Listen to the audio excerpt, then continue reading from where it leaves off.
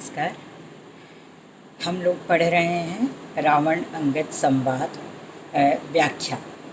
तो हम लोगों ने पढ़ा अभी तक अंगद जब रावण की राज्यसभा में जाते हैं तो अंगद और रावण के बीच में बातचीत शुरू हो जाती है और तमाम तरह की बातें हो जाती हैं। अंगद रावण को समझाने का प्रयास करते हैं, बहुविधि ये चेष्टा करते हैं, ये कोशिश करते हैं कि रावण को ये बात समझ में आ जाए कि राम साधारण मनुष्य नहीं है और जिस साधारण मनुष्य की आशंका में रह कर के रावण उनसे युद्ध करना चाह रहे हैं तो इससे वो मुक्त हों। अंगद बार बार यही कोशिश कर रहे हैं कि किसी भी तरह युद्ध को टाला जा सके, लेकिन रावण हठी है, रावण अपनी जिद पर है और रावण को अपने बाहुबल, अपने पराक्रम पर बहुत अधिक विश्वास है और वो बिल्कुल कॉन्फिडेंस नहीं, वो ओवर कॉन्फिडेंस में है और उसको लगता है कि ये साधारण मनुष्य जो राम है, जो वनवासी है, जो सन्यासी है, उसके पास ऐसी कौन सी बात है, क्या खासियत है, कुछ तो ऐसा उसको दिख नहीं रहा है। तो वो भी अंगद से तरह तरह की बातें ऐसे कर रहा है।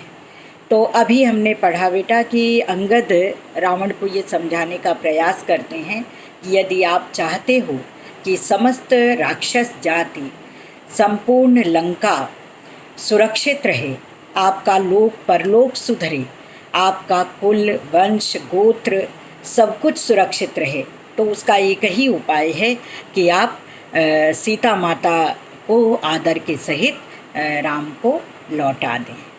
और इतना ही नहीं, आप अपने समस्त खजाने को, अपने कोष को, अपने राज्य को, अपनी जितनी भी आपके पास शक्ति है, जो भी सामर्थ्य है, आपका जो भी ऐश्वर्य है, सब कुछ लेकर के आप राम की शरण में चले जाएं। और जब आप राम की शरण में चले जाएंगे तो राम को आपके राज्य से, आपके धन से, आपकी संपत्ति से लेश मात्र भी मोह नहीं है। वे आपको सब कुछ लौटा देंगे, आप सकुशल लंका में राज्य करेंगे और वे अपनी पत्नी सीता को लेकर के अपने देश अयोध्या, स्वदेश अयोध्या लौट जाएंगे। लेकिन रावण किसी भी तरीके से इस बात को समझने को तैयार नहीं है। अब देखिए आगे, रावण जब पूछता है कि आखिर तुम्हारे राम करते क्या हैं, तो अंगद उनको समझाते हैं कि राम का कार्य है रिपु को जीतना, अपने दुश्मनों पर विजय प्राप्त करना।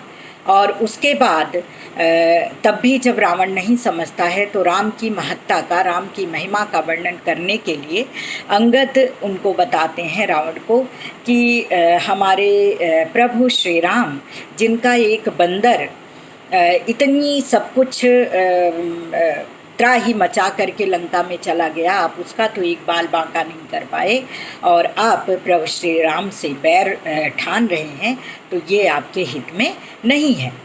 तो मेघनाद बीच में आते हैं और मेघनाद कहते हैं कि सिंधु बांधना, समुद्र पर पुल बनाना, तो ये सब ताल तलैया बांधना, जलाशय बांधना, तो ये तो चेटक का कार्य है, अर्थात जादू का कार्य है, माया का कार्य है। तो इस माया से हम भयभीत होने वाले नहीं हैं। तो अब उन्हीं के शब्दों में अंगद कैसे रावण को समझा रहे हैं, आप देखिए। अंगद कह रहे हैं, चेटक सो धनु भंग कियो, तन रावण के अतहि बलियो। अच्छा, अंगद कह रहे हैं कि ये सारी जो चीज़ें हुई हैं, राम ने जितना कुछ भी किया है तो वो सब माया से हुआ, जादू से हुआ, चेटक से हुआ। तो अर्थात राम ने जो शिव धनुष भंग किया, शिव धनुष तोड़ा, तो वो भी जादू से तोड़ा। लेकिन हमने तो सुना है कि महाराजा रावण के शरीर में अपार बल है और इस अपार बल को रखते हुए भी महाराजा रावण, आपने क्या किया? चेटक सो धनु भंग कियो, तन रावण के अतहि बल। चेटक से, प्रभु श्री राम ने तो चेटक से, माना कि उन्होंने जादू से, माया से धनुष को तोड़ दिया, शिव धनुष को भंग किया। लेकिन रावण महाराज रावण के शरीर में तो अपार बल है, बहुत शक्ति है, लेकिन इन्होंने क्या किया? बाण समेत रहे पचके तहाँ। ये बाणासुर के साथ 5-5 लोग मिल करके उस धनुष को उसकी जगह से हिलाने की चेष्टा करते रहे, प्रयास करते रहे। बाण समेत रहे पचके तहाँ।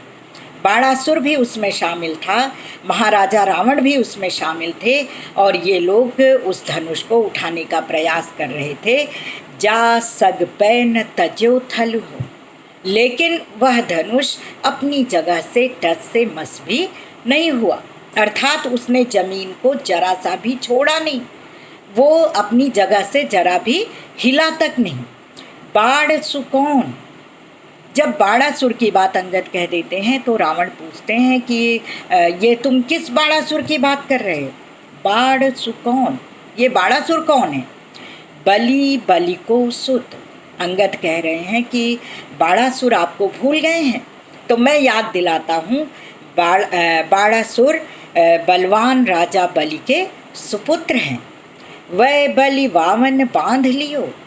फिर रावण कह रहा है कि अच्छा, तुम उस राजा बलि की बात कर रहे हो जिसे वामन ने बांध लिया था। अब इसी को अंगद कैसे उत्तर दे रहे हैं, देखिए। वे सुतो जिनकी चिरचेरिन नाच नचाई के छाड़ी दी। हाँ महाराज रावण, मैं उसी राजा बलि की बात कर रहा हूँ, उसी पराक्रमी बलशाली अपार बल वाले राजा बलि की बात कर रहा हूँ, जिनकी बूढ़ी दासियों ने आपको बंदी बना लिया था, नाच नचा के छोड़ दिया था, और आप कुछ नहीं कर पाए थे। वे सुतो जिनकी चिरचेरनी, जिनकी बूढ़ी दासियों ने, हाँ मैं उसी बलि की बात कर रहा हूँ, राजा बलि की, जिनकी चिरचेरनी बूढ़ी दासियों ने नाच नचाई के छाड़ी दी, आपको नाच नचा करके छोड़ दिया था, अर्थात आपकी जो न तो गति कर दी थी, लेकिन आप कुछ नहीं कर पाए थे। अब रावण का अहंकार फिर से एक बार उत्तुंग पर चढ़ जाता है, और फिर रावण अपनी उन सभी उपायों को आजमाने की कोशिश करते हैं, बार बार उन सभी चीज़ों को आजमाने की कोशिश करते हैं जिससे वे अंगद को अपनी तरफ कर सकें, अपने से मिला सकें। आप जानते हैं बेटा कि हम लोगों ने पहले ही बात किया था कि साम दाम दंड भेद इत्यादि सभी नीतियों का इसमें कुशलतापूर्वक प्रयोग किया गया है।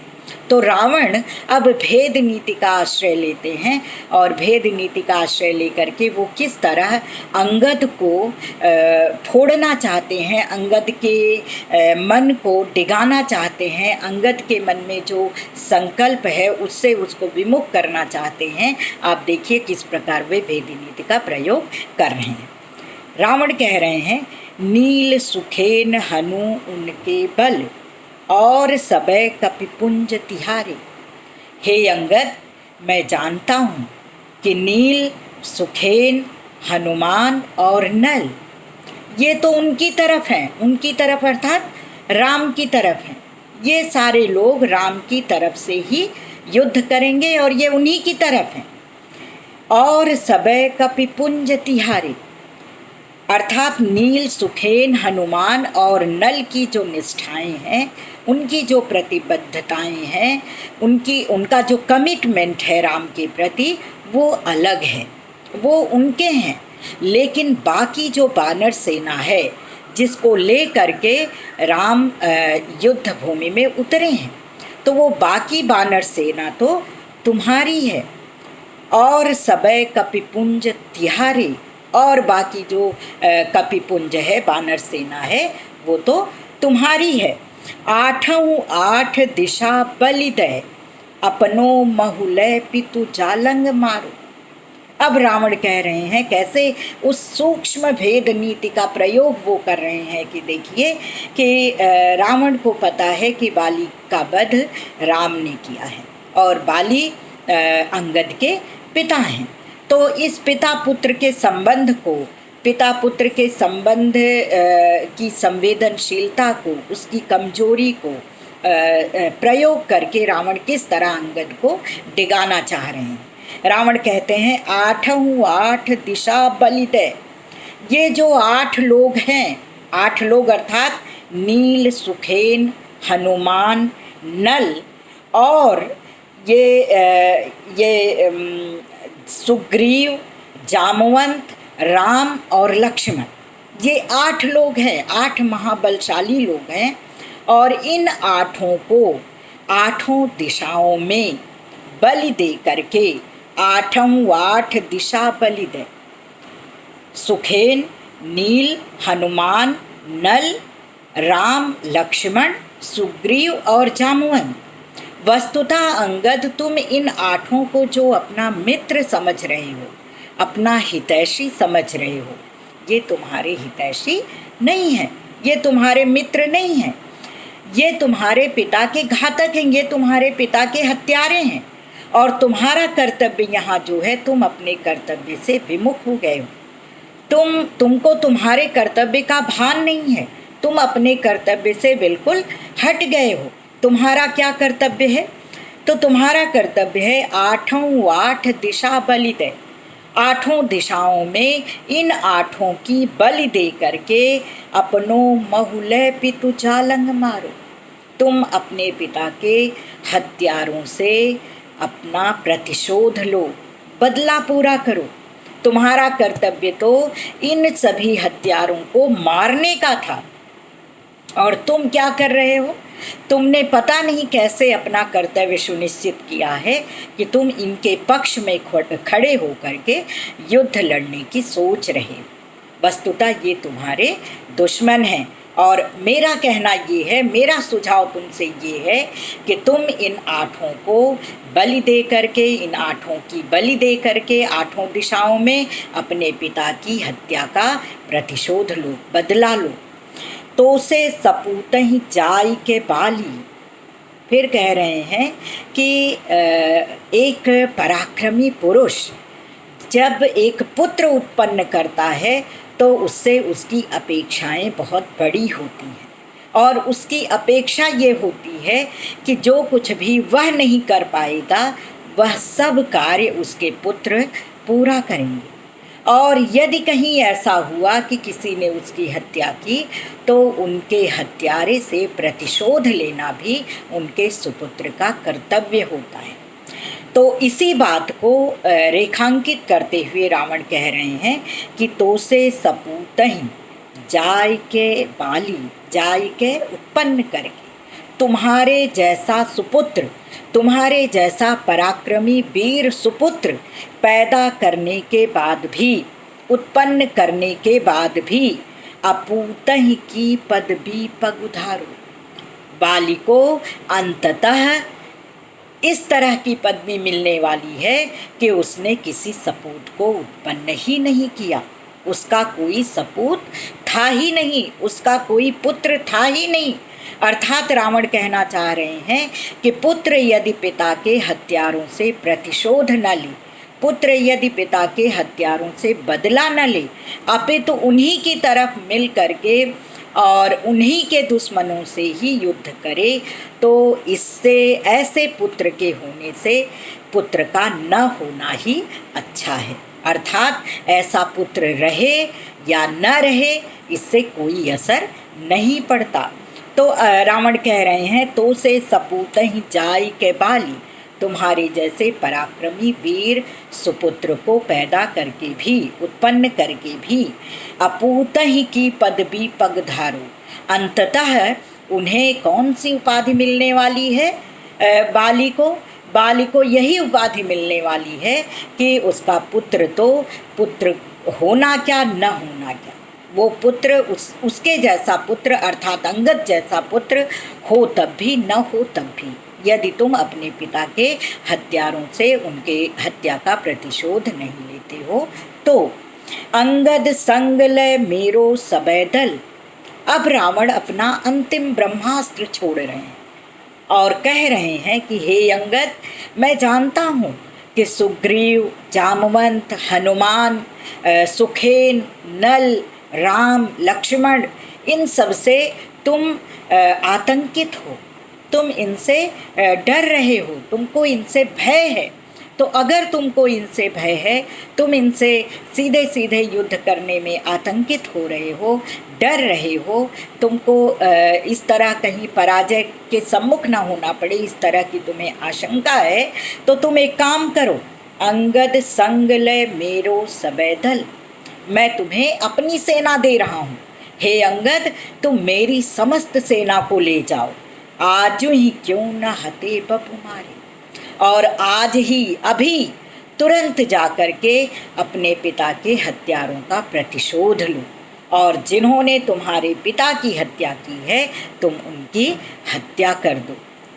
अब देखिए, जो सुत अपने बाप को बैर न ले प्रकाश, रावण कह रहे हैं कि हे अंगद, जो पुत्र अपने पिता के दुश्मनों से, अपने पिता के हत्यारों से उनकी हत्या का प्रतिशोध, बैर न ले प्रकाश अर्थात सबके सामने, प्रकाश अर्थात खुल करके, खुल्लम खुल्ला, जो व्यक्ति अपने पिता के हत्यारों से उनकी हत्या का प्रतिशोध सबके सामने जग जाहिर तौर पर नहीं लेता है, जो सुत अपने बाप को बैर न ले प्रकाश, जो व्यक्ति अपने पिता के दुश्मनों से प्रतिशोध नहीं लेता, अपने पिता के हत्यारों से उनका बदला नहीं लेता, जग जाहिर तौर पर सबके सामने, सबके समक्ष,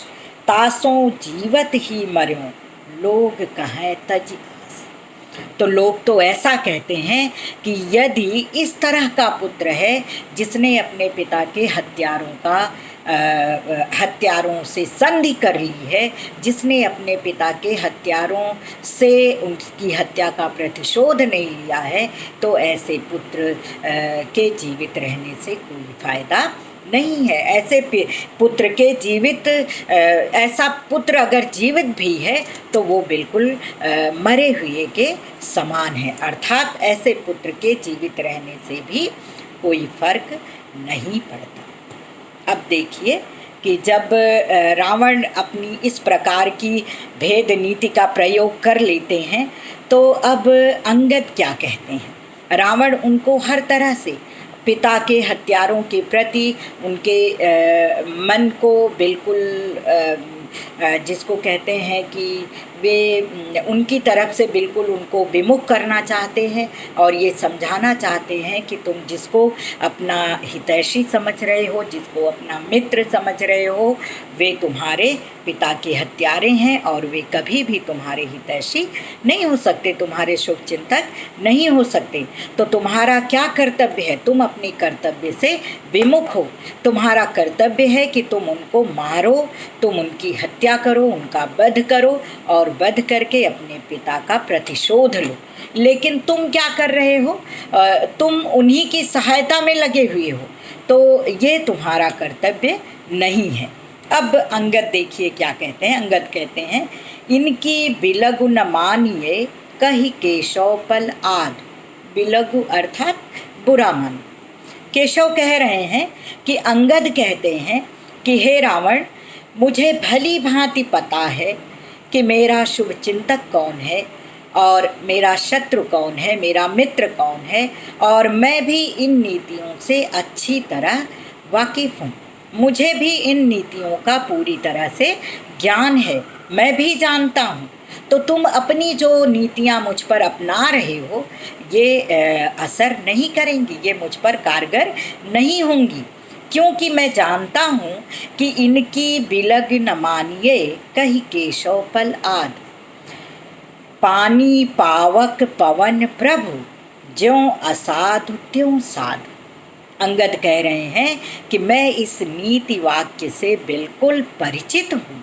हे रावण, मुझे भली भांति पता है कि पानी, पावक अर्थात अग्नि, पवन अर्थात हवा और प्रभु अर्थात ईश्वर परमात्मा इनको इनके कार्य से अपने मन में जरा भी खोट नहीं लाना चाहिए, अथवा अपने मन को दुखित नहीं करना चाहिए, दुखी नहीं करना चाहिए, क्योंकि इनका स्वभाव जो है ये समदर्शी होते हैं।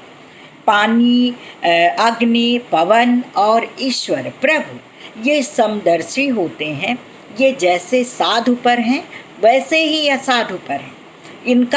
इनका जो स्वभाव होता है वो न्यायोचित होता है, ये न्यायप्रिय होते हैं। ये किसी के प्रति सापेक्ष अथवा निरपेक्ष इस तरह नहीं रहते, ये समदर्शी होते हैं। तो मुझे पता है कि इनके कार्य का बुरा नहीं मानना चाहिए। अर्थात अंगद ये समझाना चाह रहे हैं रावण को कि श्री राम जो प्रभु हैं, जो अंतर्यामी हैं, जो समदर्शी हैं, जो सबके ईश्वर हैं, जो करुणा निधान हैं, उन्होंने जो कुछ भी किया है वह अवश्य ही उचित होगा। वे अनुचित कभी कर ही नहीं सकते। तो मुझे पता है, तुम मुझे ये समझाने की चेष्टा मत करो। इनकी बिलगु न मानिए, कही केशव पल आधु, पानी पावक पवन प्रभु, ज्यों असाधु त्यों साधु। ये समदर्शी होते हैं, ये जैसे साधु पर वैसे ही असाधु पर। तो इनके कार्यों का कभी बुरा नहीं मानना चाहिए, क्योंकि जो कुछ भी ये करते हैं वह अवश्य ही उचित होता है। श्री राम ने यदि मेरे पिता की हत्या की है तो अवश्य ही इसका कुछ मर्म रहा होगा, अवश्य ही इसमें कुछ बात रही होगी। अब देखिए रावण क्या कहते हैं।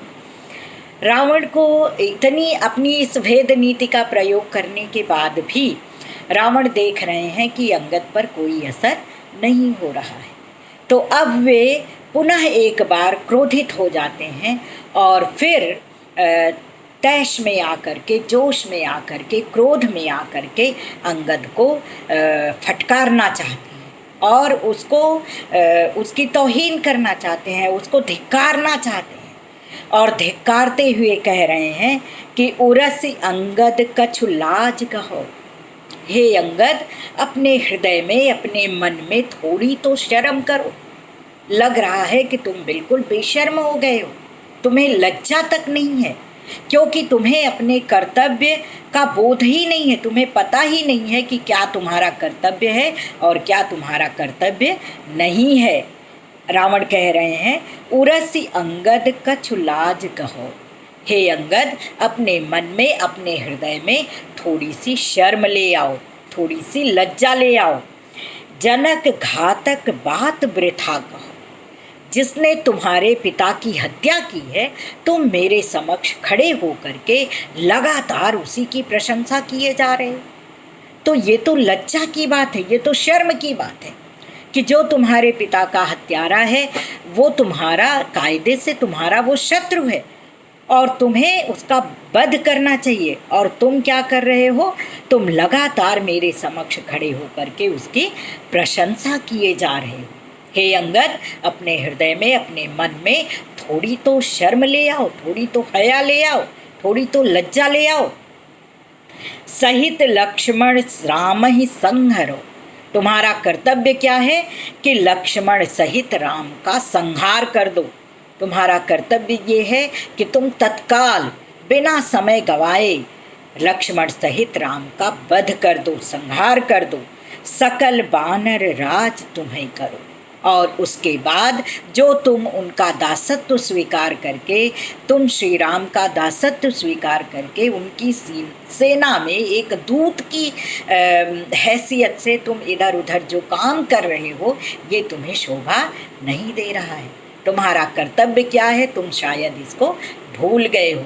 तुम्हारा कर्तव्य है तुम्हारे पिता के हत्यारों से बदला लेना और समस्त वानर जाति पर राज करना। सहित लक्ष्मण राम ही संहरो। लक्ष्मण सहित राम का वध करो, संहार करो। सकल बानर राज तुम्हें करो। और उसके बाद संपूर्ण बानरों पर, संपूर्ण बानर राज का तुम उपभोग करो, बानरों पर तुम राज करो। अब देखिए अंगद क्या कहते हैं। अंगद अत्यंत बुद्धिमान हैं, प्रज्ञाशील हैं और उनको ये समझ है बिल्कुल कि उनका लोक परलोक सुधारने वाला, उनका हित चिंतन करने वाला कौन है। और वे राजदूत के रूप में रावण की सभा में खड़े होकर के इस बात को भी भली भांति समझ रहे हैं कि रावण क्यों इस तरह की नीतियों का प्रयोग कर रहा है और उसे कैसा प्रत्युत्तर चाहिए, किस प्रकार का उत्तर देना चाहिए, यह भी अंगद भली भांति समझ रहे हैं। तो अंगद अब क्या कहते हैं, देखिए अंगद कह रहे हैं, शत्रु सम मित्र हम चित्त पहचानहि। हे रावण, तुम जो मुझे समझा रहे हो कि मेरा शत्रु कौन है, मेरा मित्र कौन है और समदर्शी कौन है, तो ये समझाने की चेष्टा तुम मुझे मत करो। क्यों? क्योंकि मैं इसे भली भांति पहचानता हूँ। शत्रु सम मित्र, मेरा शत्रु कौन है और उदासीन कौन है। सम अर्थात बराबर, जो सबको एक दृष्टि से देखता हो, तो उदासीन। मेरा शत्रु कौन है, उदासीन कौन है और मेरा मित्र कौन है।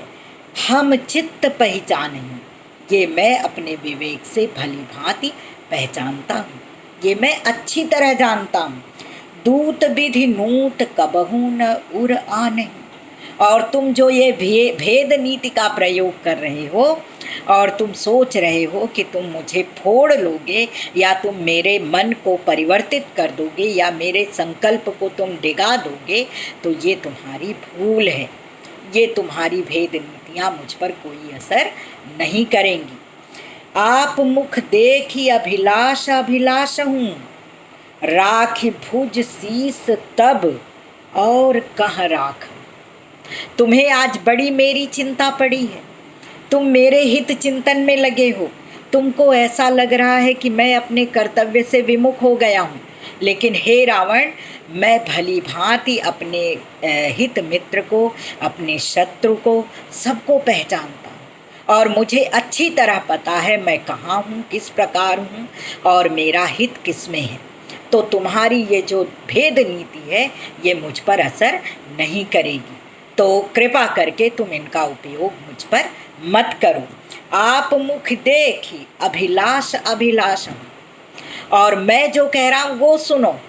आप अपना मुंह देखो, आप पहले अपनी चिंता करो, आप पहले अपने आप को सुरक्षित करो और अपनी सुरक्षा की चिंता करो। राखी भुज शीस तब और कहाँ राखें। पहले अपनी भुजाओं पर, अपने मस्तक की चिंता करो कि तुम्हारे कंधों पर तुम्हारा ये शीश रहेगा कि नहीं। तो सबसे पहले तो तुम अपने कंधों पर अपने शीश की चिंता कर लो, उसकी सलामती की चिंता कर लो, उसके बाद तुम किसी और के सुरक्षा की बात करना। अभी तो तुम्हारी ही सुरक्षा सुनिश्चित नहीं है।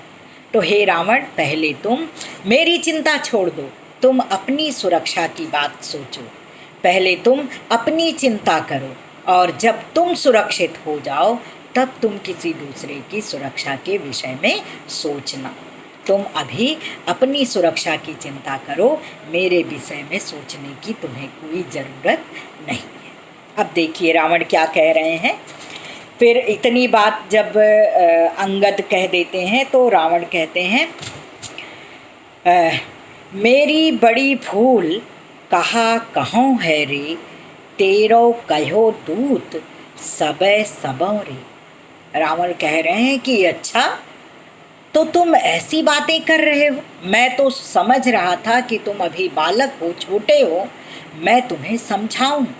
तुम अपने कर्तव्य से विमुख हो गए हो तो मैं तुम्हारे कर्तव्य का भान तुम्हें कराऊं और मैं तुम्हें ये समझाऊं कि तुम्हारा कर्तव्य क्या है। लेकिन लग रहा है कि ये मेरी सबसे बड़ी भूल थी। मेरी बड़ी भूल कहा कहो रे, तेरो कहो दूत सबे सबों रे।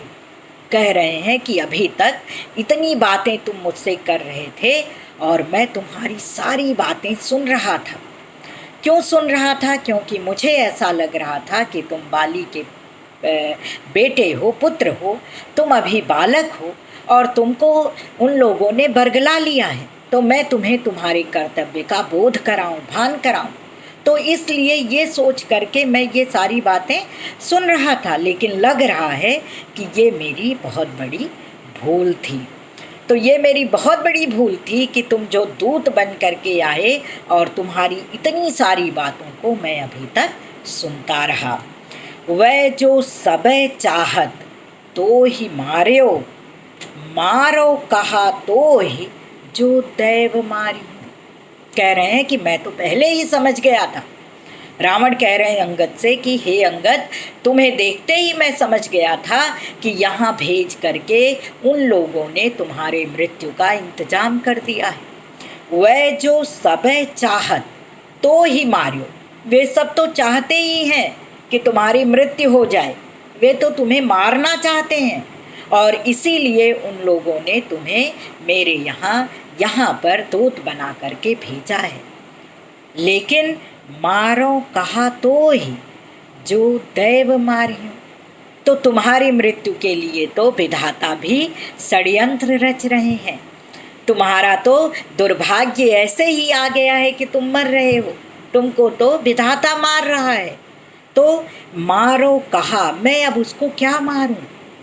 हे अंगद, मैं पहले ही समझ गया था कि वे सभी तुमको मारना चाहते हैं, तुम्हारी मृत्यु चाहते हैं और इसीलिए उन लोगों ने तुमको यहाँ पर दूत बना करके भेजा था। लेकिन मैं तुम्हें क्या मारूं? तुम्हें तो विधाता ही मार रहा है, तुम्हें तो देवता ही मार रहे हैं। अंगद इतनी सारी बातें सुन लेते हैं। अब उसके बाद अंगद पुनः श्री राम के महिमा का वर्णन करते हैं। तो अब इसके आगे हम लोग अगले वीडियो में पढ़ेंगे।